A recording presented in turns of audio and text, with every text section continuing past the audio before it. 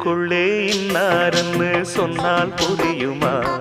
அது கொஞ்சி கொஞ்சி பேசுறது கண்ணில் தெரியுமா? உலகே அழிஞ்சாலும்